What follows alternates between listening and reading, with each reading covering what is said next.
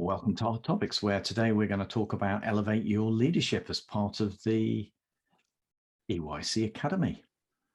So Andy, leadership really important for any therapy business owner to get their head around, but it can be quite terrifying and daunting prospect. Yeah. It's something like a big that was. Brings back memories, Phil. I think that's the reason. I think, it's definitely, it was on reflection when we started and set up and we took on our first person and then we took on another one. You manage. I don't think you lead. I think is it and also we were in a. Is it manage or is it barely manage? Well, we manage, but I think you micromanage a bit, don't you? You don't do things very well, and you go off your own experience. I think both me and Adam had our own management and leadership styles, and we were different. So that was always a conflict, that we had different ways of doing things and didn't recognize that we were saying things differently in different ways, but we meant the same thing. So when you say it, it does back memories where we laugh and giggle, especially now when we started out, how we were, and how we've hopefully evolved. So I think it's a really exciting and important section of the academy, which luckily enough is also your bag. So this is so well, it is, but it's also interesting for me because in the way that it kind of brings back memories for you. I think because my kind of background was in much larger organizations, and obviously I was lucky enough to develop and grow my career to be part of the problem as well in terms of leadership and management.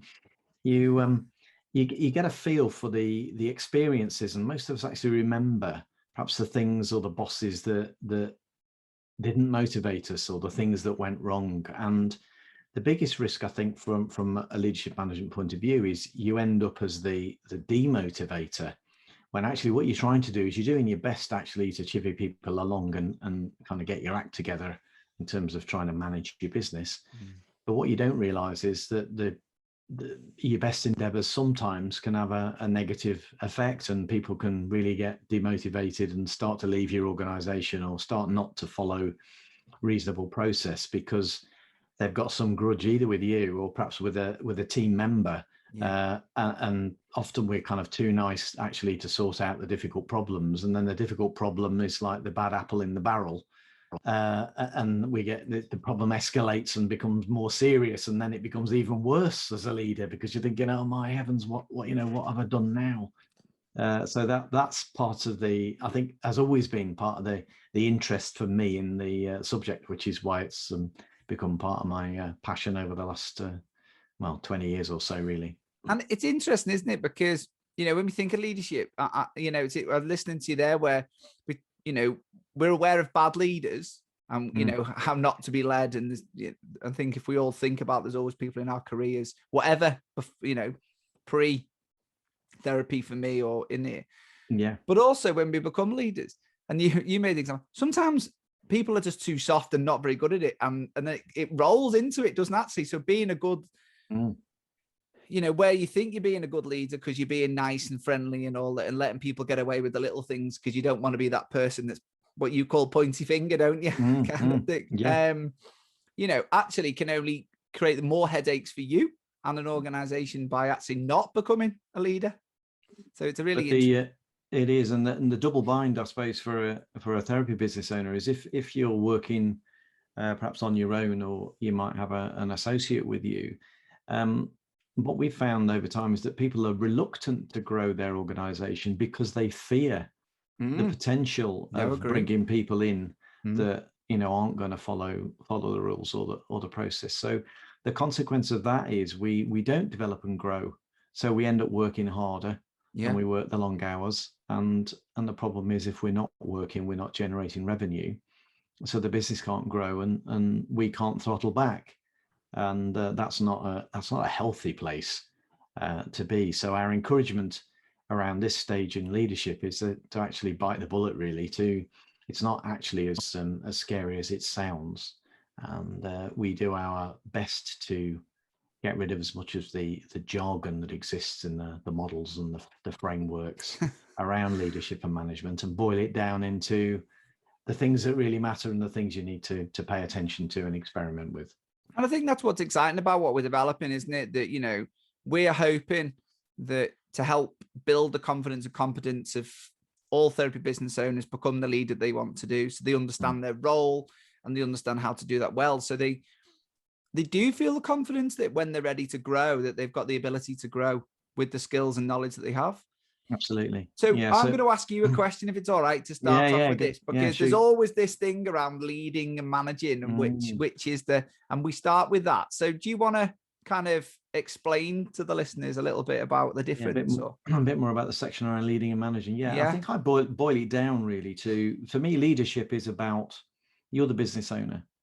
So actually knowing what you're trying to achieve for your business, where you want to go, the kind of business you want to run, the type of outcomes you want to achieve for the business becomes really important. And then putting a structure around understanding how you're going to get there is the path that you will follow and the path that you would encourage other people to follow. Management to me is more about the what and the how you get there. So it's actually the mechanics of, so what does that look like in practice? How do we manage it? How will we know? How will we measure performance? What do we do about practice and behavior? And how do we make sure that stuff gets done? So it's the day-to-day more than the strategic. So it's probably working in the business in terms of its operation, whereas leadership for me is about working on the business in terms of its future direction, its capability or ambition to lead and to grow. I think that's a really nice way. I think that's a brilliant way of summarizing the difference. And I think people can hopefully resonate with that, can't they? So our next section, business growth, kind of leads on to, I know well, you linked it before saying, you know, leading and managing well can allow you to then push on to business growth. So where were you thinking when we were kind of putting together this section, do you think? Well, for me, business growth it's got two components. The first is that you have to feel good in yourself. You have to be resilient and comfortable and capable in your own skin to be able then to move your business forward. So actually developing your business then becomes about understanding more about tools and techniques and approaches, working in the outside world to actually understand how we might grow the capability that we've got within our organization. But that starts with you as the individual, because you have to feel comfortable to be able then to push out and to move on. And there are lots of tools and techniques. There's lots of stuff, you know, you only got to look at social media as we do most days to realize people are, you know, flogging snake oil or whatever it is. Well, that's the reason to stay away from it, for those dodgy kind of, Absolutely. And yet it's very easy to get drawn into the idea that, you know, you can have 1 million leads in a week for 50 quid, you know, and you think, no, there's more to it than that. It's only 1 million phone calls to do though, Phil, to try and follow up on all those leads. And we've all got time in our days to do that, right? Yeah, and I think that absolutely we have, or not, as the case may be. So knowing yourself and then having a better understanding about those tools and techniques will help your business grow. That moves us on really to the next section that we talk about, which is business mindset. And I know this is one of your passions, isn't it? It certainly is, yeah. And it's interesting. It's one of those where, you know, there is definitely a shift in when you know, and I always keep referring back to the E-Myth, because it was a book that, you know, when I first read, really changed my view and shone lights in areas of where my head that I hadn't thought of. God, I need to be like that, you know, and you do need to think differently. You can't just be thinking as a therapist anymore. You do need to think more strategic. You do need to be, you need to think outside the box a bit, and you have to think what's best for the business as well, which also means making sometimes tough decisions. which actually is why developing your leadership skills is important, because at times, we have to make decisions that's what's right for the business, but not always going to be happy with team members, and especially if you've got underperforming team member. Absolutely. You've got to feel confident. And also it's developing, my passion for any business is always understanding numbers. Yeah. Because you can make decisions upon that. And, where we might make it a scary decision around growth and performance and what to do next, or when do we push the button on the advertising campaign, all comes from trusting your own numbers, which gives, in my opinion, gives you the belief of a leader, an entrepreneur, a business owner, to then start pushing things forward, because you've developed trust in your own abilities. And I think that's a really important thing, but actually helping getting from one place to another is a really important strategy. And so hopefully during the time. Yeah. And I think when they string together, the whole idea of kind of business mindset linking with business growth and leading and managing, sometimes you need to, I was actually, for some reason, I was just thinking about rugby for a second. Okay. And it's like the sidestep. Sometimes you have to go sideways to go forwards. Yeah. And actually kind of understanding that tactically as a business, because sometimes you may even make a decision that actually you feel a bit uncomfortable with yourself because you not feel that you're moving forward. But actually by taking that sidestep, you're then able to move forward more quickly, but actually instinctively, instead of just piling straight back into the pack again, you actually kind of sidestep and make more ground as a consequence. But sometimes that can feel a bit strange. And especially, I mean, I can reflect on my personal, because everyone's journey of growth is different. There's definitely times I felt uncomfortable and unfamiliar with certain decision making, and luckily I've had good people around me that's helped me, support me with my decision making, which I'm very thankful of, to be honest. And that's why it's great, for my opinion, that we're putting this section in our academy, because by giving people this knowledge and resource, it's just going to help them, isn't it, making those decisions. Absolutely. And that transition in mindset. It is, yeah. So our fourth theme within this stage, I'll get there with my words, I promise. Roles and responsibilities. Now, we seem to have this conversation very frequently, don't we? We do, and it's understandable, because when we start out in business, we end up, as I would, that phrase, jack of all trades. So as you grow, you need to do a bit of marketing, or you need to do a bit of, you need to understand how to learn to rent a room, or to buy a property, or to, find a bit of software to do something, maybe even buy the kit that you need in your treatment room. And so we kind of learn as we go. And then sometimes we actually forget that we could let some of those tasks go. So we then become very, very busy. And even as we grow the number of clinicians we might have in our practice, very often we see the business owner will still be the jack of all trades in terms of carrying everything else in the business. Well, again, that can lead to a reduction in growth and performance. It actually ends up potentially in impacting the well-being of the business owner, because you're never not at work. You may be not with your family or those around you in your network. So actually learning to let go is really important. But then it's also important to understand what it is you do. And I suppose my parallel for that again is those of us that drive a car. Actually, if you've been driving for a while, if you actually had to write down how you drive a car, it actually is quite a difficult thing to do, because most of it we do in our subconscious, which is a good thing.